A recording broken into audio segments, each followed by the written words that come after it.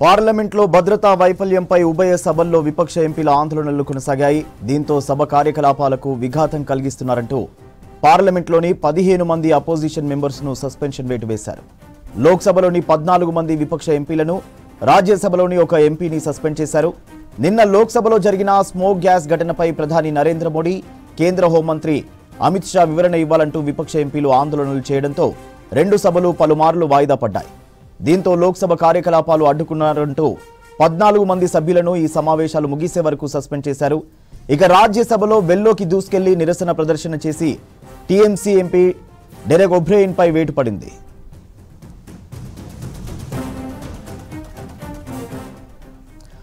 పార్లమెంట్లో విపక్షాల ఆందోళనలు, ఎంపీల సస్పెన్షన్ పై డీటెయిల్స్ మదర్ అందిస్తారు. Yes mother.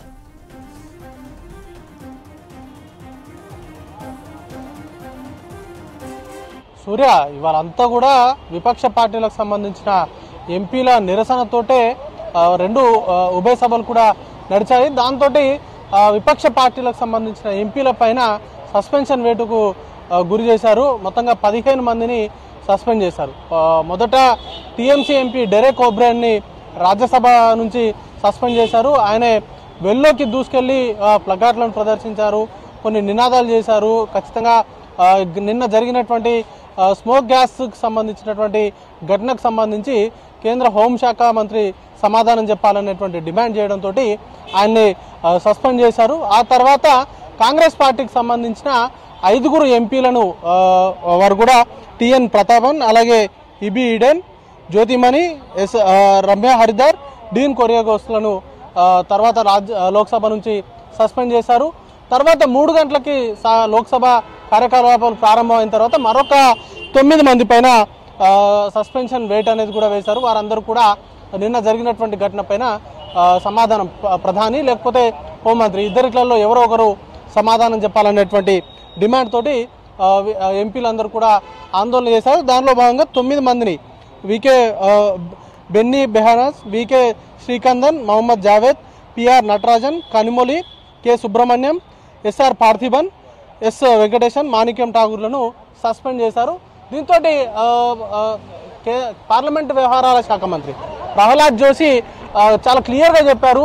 స్పీకర్ నిన్న సమావేశాన్ని ఏర్పాటు చేశారు. అన్ని పార్టీలకు సంబంధించిన ఫ్లోర్ లీడర్లని ఆ సమావేశాలకు ఆహ్వానించారు. వారు ఇచ్చినటువంటి సూచనల్లో కొన్ని పాసిబుల్ అయినటువంటివి, కొన్ని బెస్ట్ సజెషన్స్ని ప్రస్తుతం ఈరోజు ఇంప్లిమెంట్ చేశాము. ఈ నిన్న జరిగినటువంటి ఘటన విషయంలో కేంద్ర ప్రభుత్వం సీరియస్గా ఉంది. దానికి సంబంధించినటువంటి దర్యాప్తు చేస్తున్నాము. అయినప్పటికీ కూడా విపక్ష పార్టీలు కావాలనే రాజకీయం చేస్తున్నాయి అనేటువంటి కామెంట్స్ ఆయన చేశారు. కానీ ఎంపీలు మాత్రం ఖచ్చితంగా ఇది సెక్యూరిటీ బ్రీచ్కి సంబంధించి ఇప్పటికే గత 9 ఏళ్లుగా బీజేపీ ప్రభుత్వం సెక్యూరిటీ విషయంలో ఎప్పుడు కూడా మేము వెనుకడికి వేసింది లేదు. దాని విషయంలో కాంప్రమైజ్ కాలేదు. డెవలప్మెంట్ కావచ్చు, లేకపోతే ఇతర అంశాలకు సంబంధించి చాలా విషయాలు చెప్తూ వస్తుంటాయి. కానీ నిన్న పార్లమెంటులో జరిగినటువంటి సెక్యూరిటీ ల్యాప్సెస్, ఇంటెలిజెన్స్ ఫెయిల్యూర్ కావచ్చు, లేకపోతే అక్కడ ఉన్నటువంటి సెక్యూరిటీ ల్యాప్సెస్ని అన్నిటి కూడా బలంగా వేలెత్తి చూపించినట్టుగా ఉన్నాయి. కేవలం మేము సమాధానం చెప్పాలని మాత్రమే డిమాండ్ చేస్తున్నాము.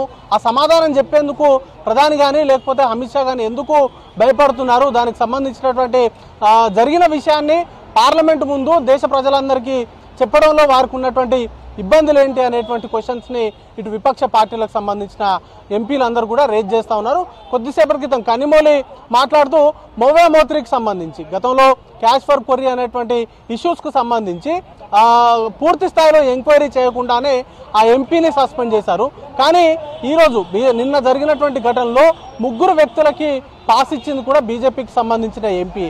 అలాంటి ఎంపీ పైన కనీసం చర్యలు లేవు, సస్పెన్షన్ లేదు. కానీ ఆ ఇష్యూని రేజ్ చేస్తూ భద్రతకు సంబంధించినటువంటి అంశాలపైన లేవనెత్తడం కానీ, సమాధానం చెప్పాలంటూ హోంమంత్రి కానీ ప్రధాని సమాధానం చెప్పాలంటూ మేము డిమాండ్ చేస్తుంటే, ఆందోళన చేస్తుంటే మాత్రం తమపైన సస్పెన్షన్ వేటు వేయడాన్ని వారు తీవ్రంగా ఖండిస్తూ ఉన్నారు. అలాగే డెరెక్ ఒబ్రెయిన్కి సంబంధించినటువంటి సస్పెన్షన్కి సంబంధించి కూడా ఇప్పటికే ప్రివిలేజ్ కమిటీకి ఆ సస్పెన్షన్ అంశాన్ని కూడా ట్రాన్స్ఫర్ చేశారు. మిగతా ఎంపీలకు సంబంధించి సెషన్ అంతా కూడా వారిపైన సస్పెన్షన్ వేటు ఉండబోతుంది. ఇప్పటికే మల్లికార్జున ఖర్గే ప్రతిపక్ష నేత మల్లికార్జున ఖర్గే ఈ అంశానికి సంబంధించి రాజ్యసభ చైర్మన్ కి లేఖ రాశారు. నిన్న జరిగినటువంటి ఘటన సీరియస్ సెక్యూరిటీ బ్రీచ్, అలాంటి ఇష్యూకు సంబంధించి సభ్యులు క్వశ్చన్స్ అడిగితే వాటికి సంబంధించి ఎందుకు తప్పించుకుంటున్నారు అనేటువంటి క్వశ్చన్స్ రేజ్ చేస్తూ ఆయన లేఖ రాయడం జరిగింది. అలాగే విపక్ష పార్టీలకు సంబంధించిన అన్ని ఫ్లోర్ లీడర్లు కూడా ఇదే విధమైనటువంటి అభిప్రాయాన్ని వ్యక్తం చేస్తున్నాయి. సెక్యూరిటీ ల్యాబ్స్ ఉంది, దాంతోపాటు ఇతర అంశాలకు సంబంధించి కూడా చర్యలు లేవు. ఎవరైతే పాస్ ఇచ్చారో పాస్ ఇచ్చినటువంటి ఎంపీ పైన చర్యలు తీసుకోలేదు. అలాగే ఇంత పెద్ద ఘటన జరిగిన తర్వాత కూడా పార్లమెంట్లో కనీసము కేంద్ర హోంశాఖ మంత్రి దీనిపైన సమాధానం చెప్పట్లేదు. దానికి బాధ్యత ఎవరు తీసుకుంటారు? బాధ్యత స్పీకర్గా నేను తీసుకుంటాను అనేటువంటి మాట స్పీకర్ చెప్తున్నప్పటికీ దాన్ని విపక్ష పార్టీలు ఎవరు కూడా అంగీకరించట్లేదు. ఇంత పెద్ద ఘటనకు సంబంధించి పార్లమెంటుకు సంబంధించినటువంటి సిబ్బంది ఫెయిల్యూర్ మాత్రమే కాదు, ఢిల్లీ పోలీసుల వ్యవస్థ అంతా కూడా అక్కడ డిప్లాయ్ అయ్యింది, ఇంటెలిజెన్స్ వ్యవస్థ అంతా కూడా డిప్లాయ్ ఉంది. వీరన్నీ కూడా ఈ వ్యవస్థలన్నీ కూడా ఫెయిల్ అయ్యాయి. కాబట్టి ఖచ్చితంగా దీనిపైన కేంద్ర హోంశాఖ మంత్రి రిజైన్ చేయాలి అనేటువంటి డిమాండ్స్ తోటి వాళ్ళు చేస్తూ ఉన్నారు. సో ఈ డిమాండ్స్ పైనే ఈరోజు ఉభయ సభలు కూడా ఆందోళన మధ్యనే నడిచాయి.